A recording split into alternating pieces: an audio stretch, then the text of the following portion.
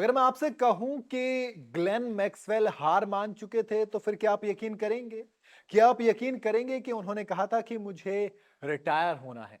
उसके बाद उनके फिजियो ने उन्हें एक सलाह दी थी जिससे कि वो मैजिकल, वो कमाल की पारी, वो ऐतिहासिक पारी, वो पारी जिसके बारे में कहा जा रहा है कि ये ओडीआई क्रिकेट के इतिहास की सबसे शानदार पारियों में से एक है।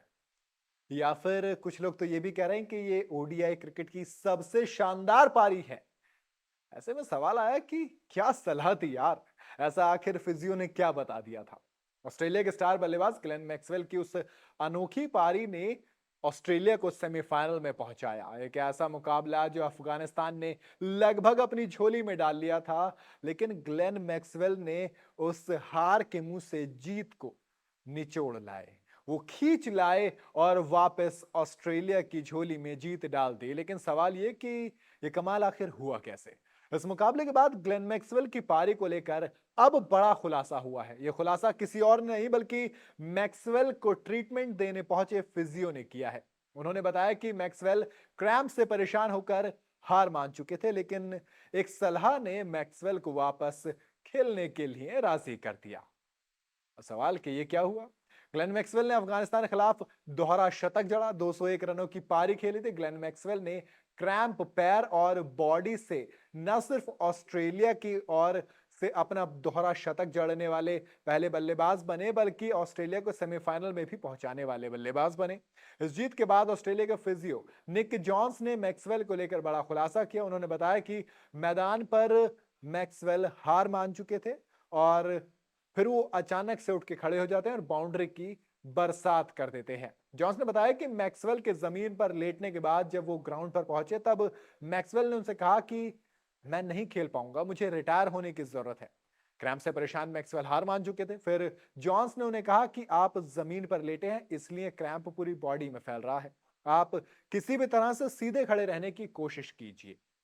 फिजियो ने कहा कि अपने दोनों पैरों को ज्यादा नहीं खोले, काफी धीरे धीरे रन के लिए भागे, इससे आपको आराम मिलेगा। आप लेटे हैं इसलिए ज्यादा दर्द हो रहा है। इसके बाद मैक्सवेल और ऑस्ट्रेलिया के कप्तान ने फिजियो की सलाह मानी और मैक्सवेल को खेलने दिया।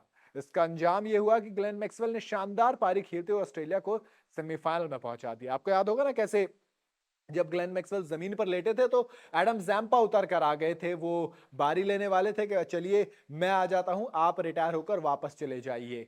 लेकिन फिर अचानक से ग्लेन मैक्सवेल खड़े हो जाते हैं और खेलने लग जाते हैं।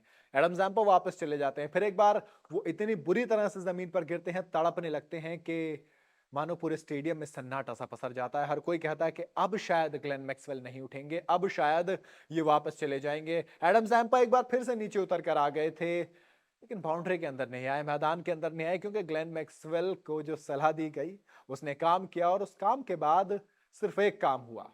वो ये कि बाउंड्री की बरसात हुई और ऑस्ट्रेलिया की तरफ से ग्लेन मैक्सवेल दोहरा शतक लगाने वाले पहले खिलाड़ी बने।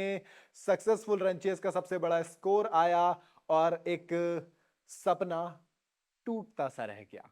अफगानिस्तान का सपना सेमीफाइनल खेलने का वो टूटता सा रह गया। लेकिन सवाल ये कि ये पारी कब याद रखी जाएगी? ये पारी हर उस वक्त तक याद रखी जाएगी जब जब क्रिकेट की ग्रेटेस्ट पारियों की बात होगी, जब ओडीआई फॉर्मेट के सबसे शानदार पारियों की बात होगी, तब ग्लेन मैक्सवेल की ये पारी याद आएगी। आपको ग्लेन मैक्सवेल की पारी कैसी लगी मुझे कमेंट में जरूर बताइएगा। वीडियो अगर आपको पसंद आई हो तो इसे लाइक और शेयर जरूर करें और जाते जाते चैनल को सब्सक्राइब करना बिल्कुल ना भूलें।